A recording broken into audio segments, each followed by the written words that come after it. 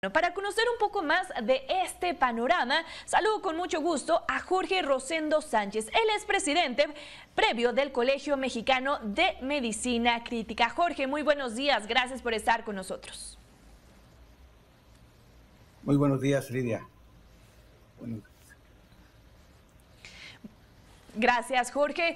Vaya panorama, estamos hablando de más de 500 doctores que van a ser contratados cuando la realidad en el país es distinta. Veíamos algunos doctores que fueron contratados para la pandemia, para la contingencia, que ahora fueron despedidos. ¿Qué pasa igual con las manifestaciones que veíamos justo al inicio de la pandemia, donde no contaban con infraestructura, no contaban con herramientas? ¿Cuál es el panorama que vive el doctor en el país?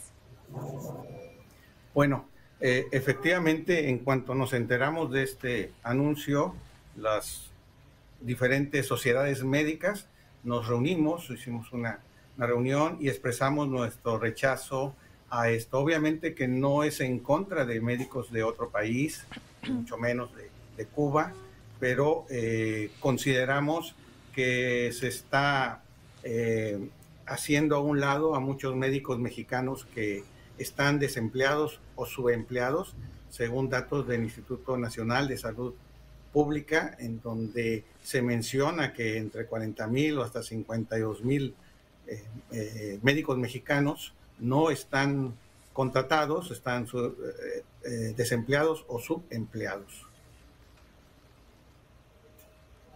Es la tercera vez mencionaban que recurren a contratar estos médicos cubanos. ¿En las ocasiones anteriores realmente se ha visto un cambio en la salud del país con la llegada de médicos de otros países? Bueno, no se ha visto una diferencia. Es obvio que incluso contratando pocos médicos no se va a ver una diferencia, pero los comentarios de compañeros que trabajaron con ellos, bueno, se vio que no hubo una diferencia en la atención. Por eso es que nos estamos expresando y pronunciando para que no se haga a un lado a los médicos de nuestro país, puesto que hay una carrera, un título universitario, una cédula para poder ejercer la medicina en nuestro país. Entiendo que al llegar estos médicos cubanos tendrían que recertificarse para poder trabajar en México. ¿Esto cómo ocurre? ¿Cómo tendría que ser el proceso? Bueno, el proceso tiene que ser muy similar a como nosotros los médicos no podemos tampoco atender pacientes en otros países, ¿no? Tenemos que hacer una revalidación, estar dentro de un colegio médico que es quien vigila el actuar de los médicos, también presentar exámenes de consejo de cada especialidad o de medicina general para ver si cumple con las competencias para poder ejercer la medicina y que no ponga en riesgo la salud de los mexicanos o de los pacientes que se vayan a atender. Esto es por un lado.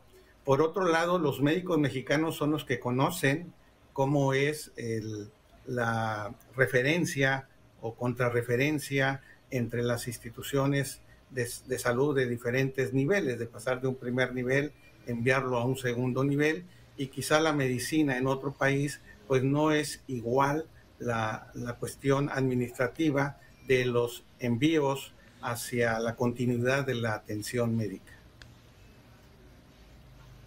Estábamos escuchando un comparativo de cuánto gana al mes un médico aquí en el país y cuánto ganarían los cubanos. ¿Me podrías confirmar el dato aproximadamente cuánto ganan los doctores aquí en el país? Porque también hay que ver que no todos tienen las mismas condiciones, ¿no? Podemos ver algunos doctores en farmacias que ni siquiera cuentan con los servicios social, por ejemplo.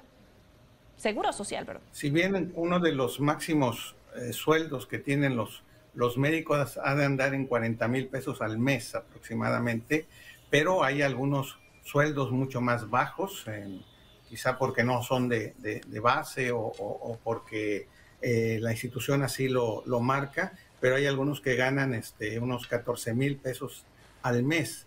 Esto es lo que quizá tenemos que estar viendo si estamos fallando en darle un mejor salario a los jóvenes médicos para que puedan irse a los lugares donde no haya cobertura médica.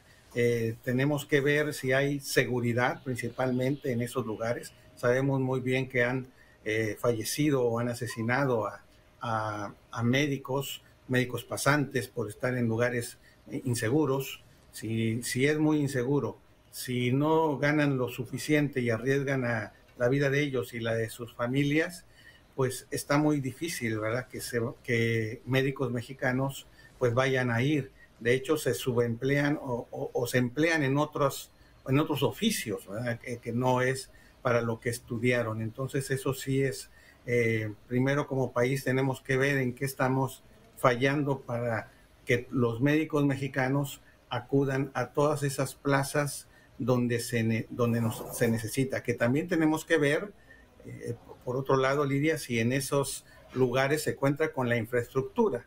De nada me sirve un médico especialista en alguna comunidad, en una sierra, si no cuenta ahí con las herramientas para operar un paciente o para atender un paciente con un respirador artificial, etcétera, y poderlo estabilizar mientras lo envía a un segundo nivel o a un tercer nivel de atención.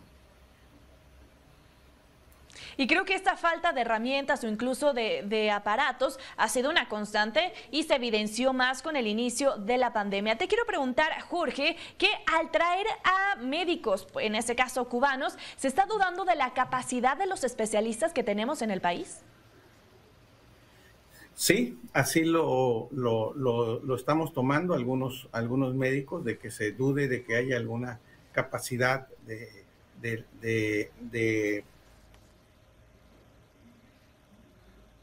poder atender, ¿no? Estamos capacitados para poder atender, dependiendo de la especialidad o de la medicina general, a los pacientes que están en esos lugares. No dudamos que médicos de otros países pudieran tener también las competencias, pero primero hay que demostrarlo. Tenemos el dato de que cuando vinieron a la Ciudad de México o antes a médicos de Cuba, no todos eran médicos, también había personal de enfermería. Entonces, no sabemos muy bien, no sé si alguien tenga el dato de qué médicos son, qué especialidades son. No tenemos ese dato. También hay que decir que todos los colegios médicos de todo el país no hemos recibido alguna noticia o alguna solicitud de vacantes en ciertos lugares del país para que puedan acudir los médicos. Entonces, no podemos afirmar o decir que no haya médicos que quieran irse a trabajar a ciertos lugares. Obviamente debería de contar con la seguridad, ¿verdad? Con el salario adecuado y con la infraestructura necesaria para que pueda atender a los pacientes. Jorge, como conclusión, pues esta decisión se tomó únicamente pues para quedar bien, en este caso con Cuba. Bueno, ese dato no podríamos nosotros los médicos afirmarlo, tal pareciera que sí, pero no podemos afirmarlo. Nosotros lo único que estamos haciendo es pronunciarnos de que estamos en desacuerdo con esta decisión y bueno, estamos dando un tiempo prudente para una contestación de parte del Ejecutivo Federal o de las autoridades sanitarias, y si no, pues pediremos una audiencia los presidentes de todos los colegios médicos del país para platicarlo y que nos expliquen bien qué es lo que está sucediendo. Muchísimas gracias, Jorge Rosendo Sánchez. Nosotros también vamos a estar muy al pendiente de cualquier información que se genere. Muchas gracias, Lidia, y buenos días a todo el auditorio.